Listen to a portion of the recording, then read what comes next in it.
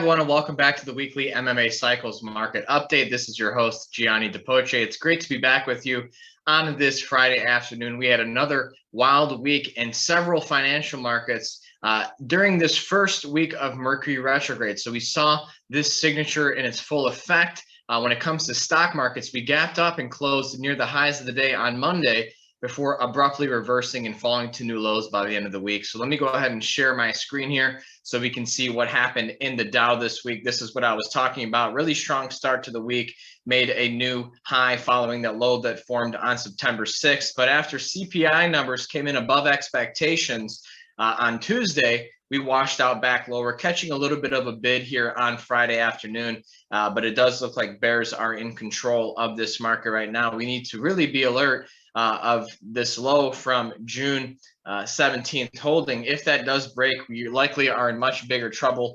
Win stocks, when we look at the NASDAQ leading the way lower, down about 6% on the week, and this plays into the whole Saturn continuing its transit through Aquarius, weighing on the tech sector overall. We could look at that to continue until at least March of next year when Saturn ingresses into Pisces. So Mercury retrograde was not the only signature that impacted markets this week. We also had a trine between the Sun and Uranus, which seemingly coincided with an upside breakout, or was coinciding with an upside breakout in the tech-heavy NASDAQ. But again, Mercury retrograde up to its old trickster tricks, and markets flushed back lower. We also here on Friday have Venus forming a square aspect to Mars, and then the Sun forming an opposition to Neptune, which leads us to our next market being crude oil. We're looking at USO, the crude oil ETF here. I'm going to be looking at a few ETFs in this week's video because we do have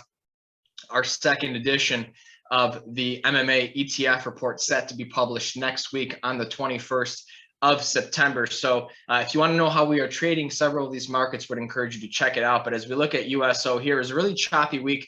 Started off well, finding a little bit of a floor here as the Sun opposes Neptune. And there's no shortage of Neptune oppositions coming up, or Neptune aspects, that is, because we do have an opposition between Venus and Neptune next Saturday, the 24th of September.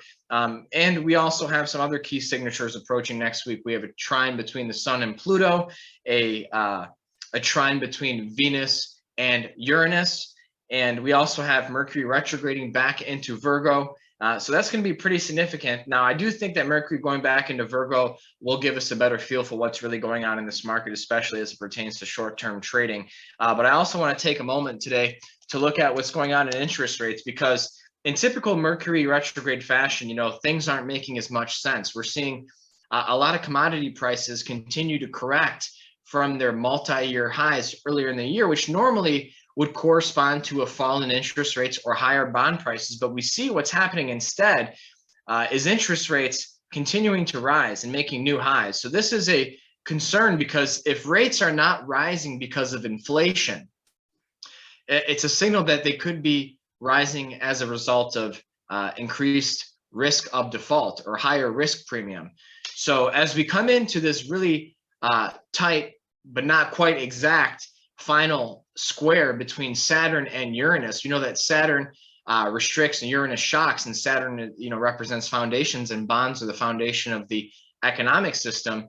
We do have to be on alert for a default event of some sort, I think, in these next few weeks as it pertains to Saturn and Uranus. I would also like to point out that the COVID crash of March 2020 bottomed when Saturn was within a 4-degree square aspect to Uranus. So that was kind of the first of those passages that we've experienced over the last few years here. So I think we need to be on alert for the possible formation of another significant high. It may have already happened in the last week in stocks, or a low of some form as we approach this. But I think the risk is showing up in bond markets here as we look at TLT, which is an ETF that we look at in the ETF report going out near the lows of the week.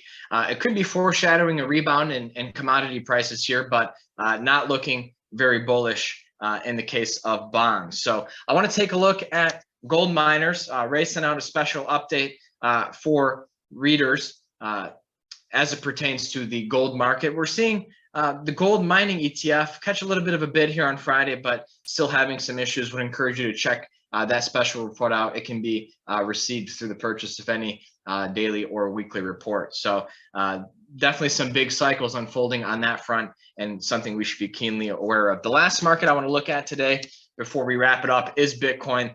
We've been all over this decline year to date as we continue to fall into a long-term cycle low, forming lower lows and lower highs in Bitcoin. This is not what bulls want to see. We had this lower high form on the 13th. And as we come into this trine between Venus and Uranus, this is something that we discussed in the MMA investment retreat last week, the importance of Venus to the cryptocurrency markets.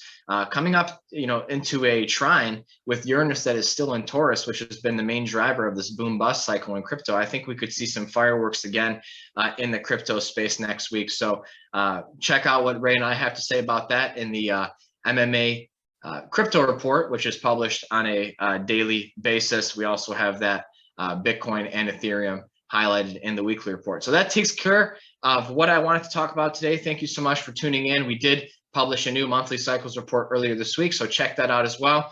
And thanks for watching. Check us out at www.mmacycles.com. Have a great weekend. Thank you.